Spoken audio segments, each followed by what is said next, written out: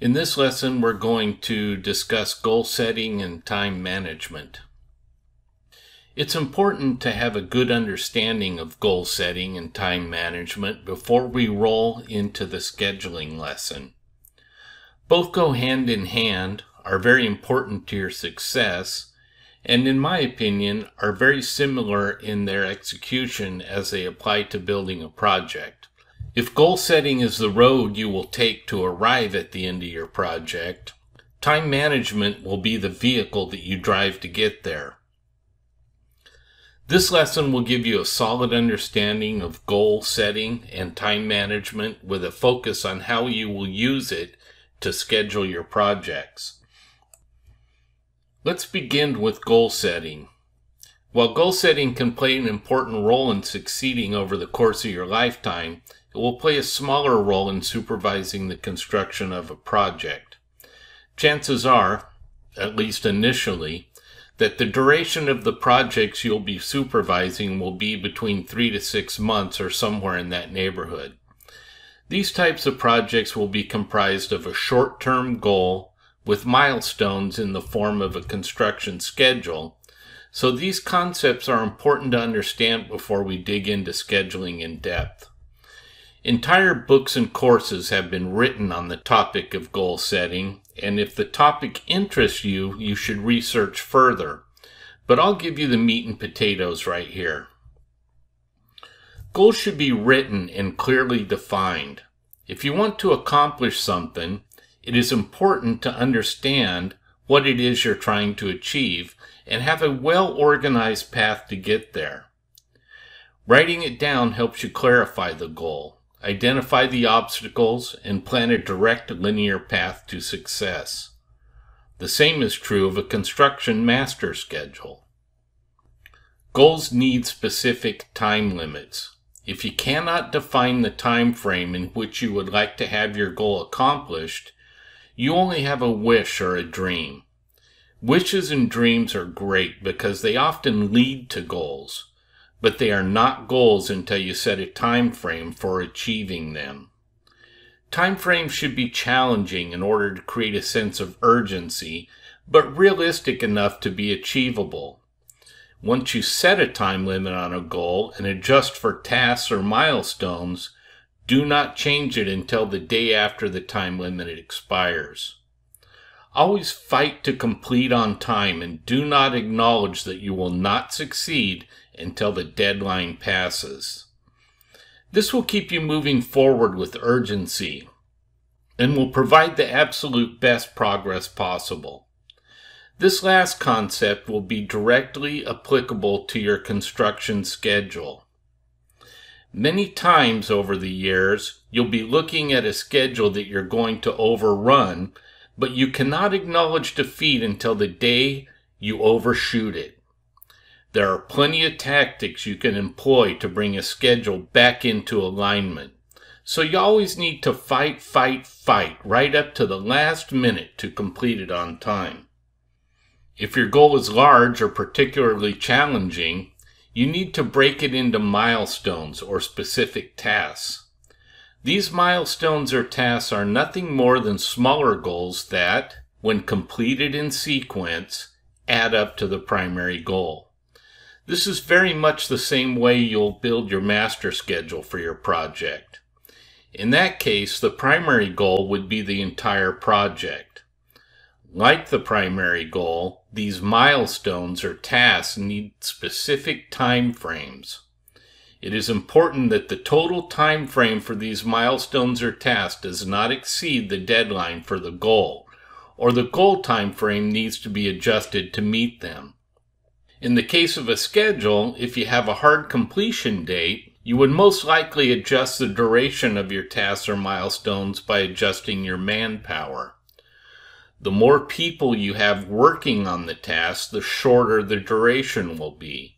However, at some point it becomes counterproductive to add more manpower, and you either need to accept the duration or look for other methods to shorten the duration. For example, another way you could shorten duration would be to prefabricate portions of the task in the shop and deliver pre-assembled chunks to the job site to expedite the installation. Goals need to be prioritized. If you divide your attention across too many goals or focus on them in the wrong sequence, your effectiveness will be greatly reduced. Start by making a list of goals that you would like to accomplish. Once you have a complete list, look it over and decide which goals are the most important or beneficial to you. Place your list in this order, with the most important listed first and the least important listed last. Set a time limit for completing the most important goal, and then create a list of tasks that will need to be completed in order to accomplish the first goal. Prioritize these tasks and then go through them and set time limits for each one, being careful to stay within the time frame for the goal, or go back and refine the time frame for the goal to match the time required to accomplish the task if necessary. In the case of a project schedule, you'll assemble your task list in the order you intend to build the project. Get started. Don't wait until Monday. Don't wait until you finish painting the house. Don't wait until the office is organized just right or the business cards are printed. Start right away. There will never be a perfect time to begin, and the day you lose today is going to be the extra day you will need when your deadline arrives. This is particularly important when managing a project. You don't want to start too early and waste precious hours by being inefficient, but the sooner you can start, the more time you will have to complete before the end date. The hours and days you can efficiently capture in the beginning are the hours that will save your butt at the end of the project. Work on something towards achieving your goal every day. I call this walking the goal down. When you begin working towards a goal, the end date seems far away and sometimes unachievable. Do not focus on the end. Focus on the one item that you need to complete today. Day by day, you'll inch towards success, and one day you'll wake up with that end date in sight. This is also how you'll approach your project. Sometimes, depending on the size of the project, it can be a little overwhelming.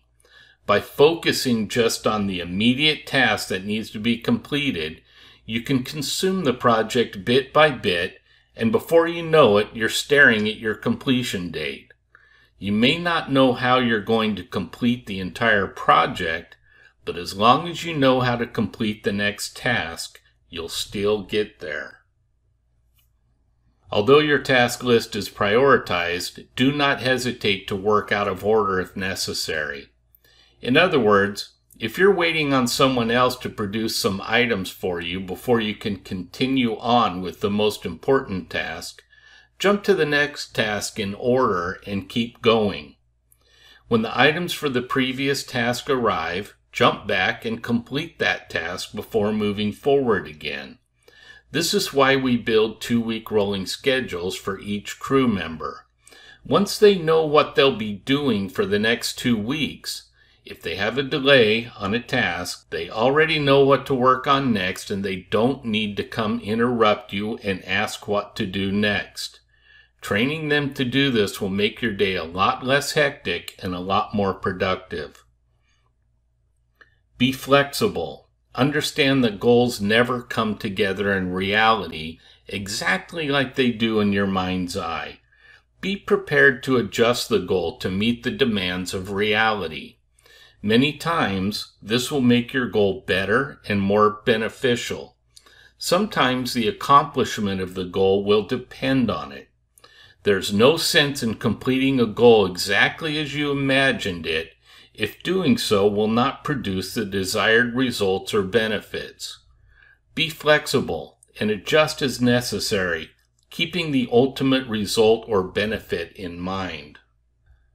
There is an entire industry out there that is fighting to help you manage your time. There are endless varieties of daily planners, books, courses on time management, ways to study your time use, and speakers ready to tell you how to manage your time efficiently. While I believe and agree that it is important to use time wisely, I also believe that you can spend so much time managing your time that you will not have time for anything else. Personally, I prefer to focus more on accomplishing tasks than managing time. Since each task has a time limit, earnestly focusing on completing the tasks necessary for the goal forces efficient time management. It's hard for you or your crew to be inefficient if you're completing goals on time. In order to be as efficient as possible, always focus your attention on getting material installed. Since building a project is comprised of installing the material that builds the electrical system, the more time that is spent directly related to installing material, the more efficient you'll be at achieving your goal of completion. As I mentioned in the previous lesson, contained within the estimate that you're racing against is the time to make material lists, the time to attend meetings, the time to move material around, the time to use the restroom, the time to repair a broken tool, the time to speak to suppliers and manufacturers about material deliveries and installation methods, the time to question architects and engineers, and a whole lot more. But you only get paid for material that gets installed. That means, as a foreman, the more material you get installed, the more profitable you'll be. The primary focus of your energy must be directed towards getting material installed. I worked as a lead electrician for a foreman in my youth who was very successful. He was actually the top dog in a company of about 400 electricians, and he used to scribble on everything. It used to drive me nuts.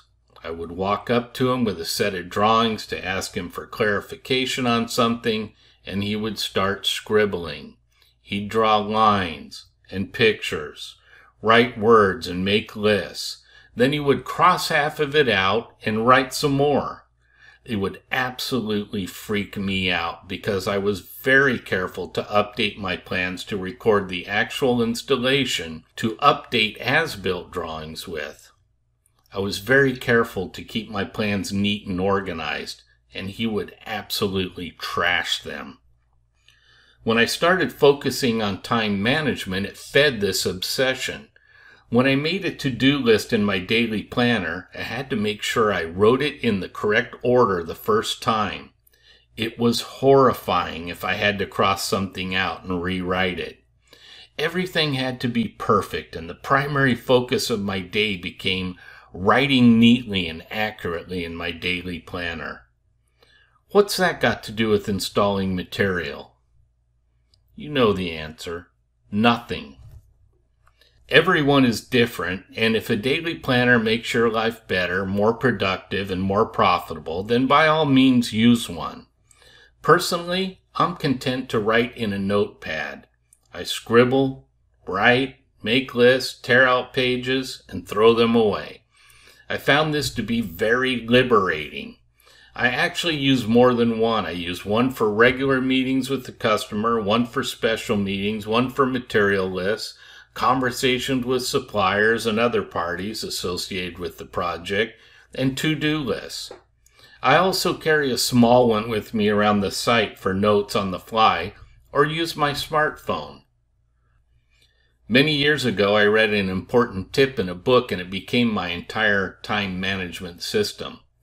I've read a lot of books in my day, so forgive me if I get this wrong, but I believe the book I learned this from was Think and Grow Rich by Napoleon Hill.